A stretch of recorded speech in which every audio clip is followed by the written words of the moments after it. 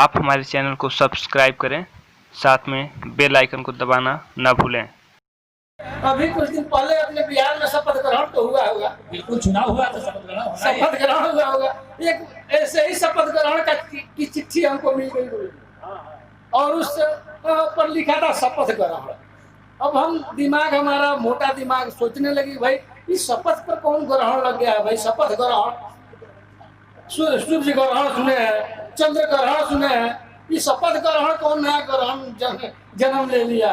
देखिए यही से हमारी कविता का जन्म होता है। मैंने लिखा कि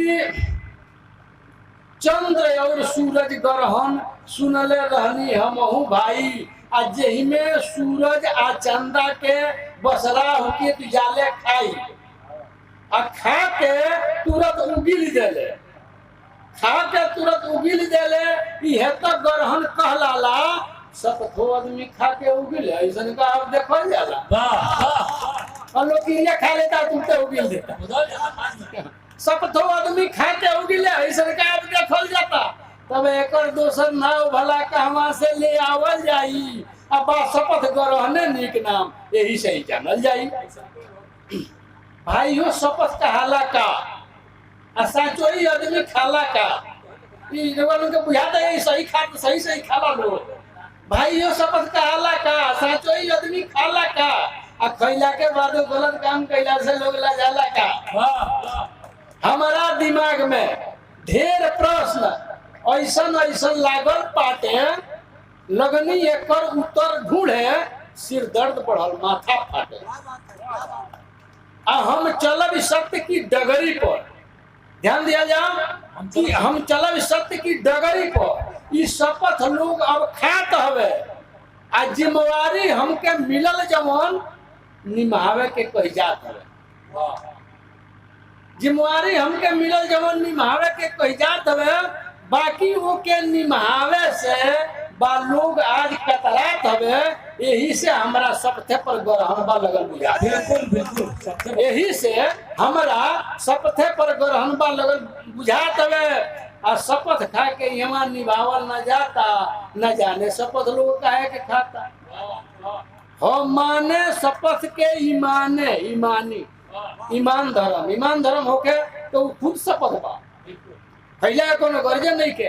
हम माने शपथ के ईमाने ईमानी ईमाने वाला ही निभावे के जाने और न जाने ईमाने के माने जे पाई शपथ खा के कैसे भला उ निभाई।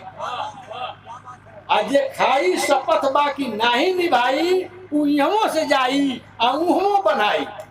आखिरी में हम कहनी कि बिना मंत्र ले बिना मंत्र जनल सापे का बिल्ली में हाथ लगाई मत। और शपथ कैल का कठिन काम सोची समझी अगुताई मत। आ खाए के परल अगर तब अमल करी कतराई मत। अब धूके बतिया गही और ये मानव धर्म गवाई। क्या बात है। और सुना दी का भोजपुरी में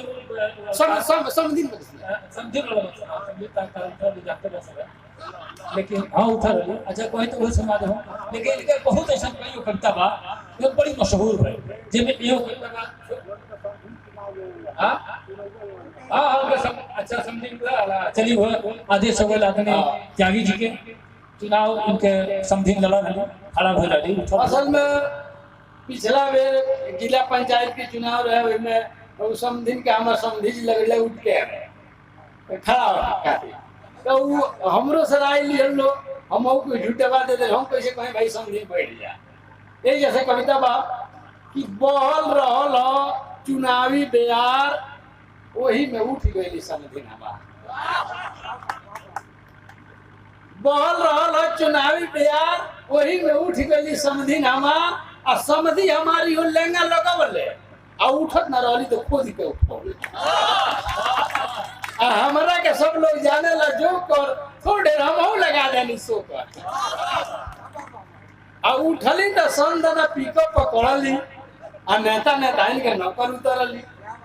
सबका से बात करे मिश्री में घोर के अब मांगे लियोट अब दुनू हाथ जोड़ के। अब पहले वो हमरा से रहली लाजा आ देखे तो भाग जा करे न बात आयो बतियावेली खूब मुस्कुरा के, अब भोलेली रोटी में माखन लगा के, आ कहेली हमसे नरौरा भुलाए आ हमरे निशानी पर मोहर लगाए।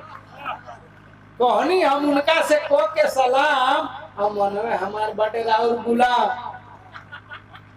के तरह रौरा से हम भला कोटे आ रौरा के छोड़ते केकरा में सहते। पवली वैसन समर्थन हमार आ तहिया से हो गई औरी जुझार।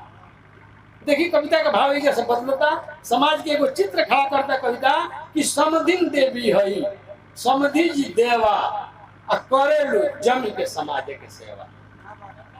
आ यही से रहली है गावत गीत आ सब लोग हार जाई हम जाब जी। आ जनली ना लोग जब ना थाली में खाई वही का पेनी में छेदा बनाई। आ गिनती भइल तब जानल जवार आ भाई हो हार गई समझी। गिनती भइल तब जानल जवार भाई हो हार गई समझी हमार। आ हमारा वो हारला के कारण बुझाई लड़े के बेरा ना पेटा कसाई।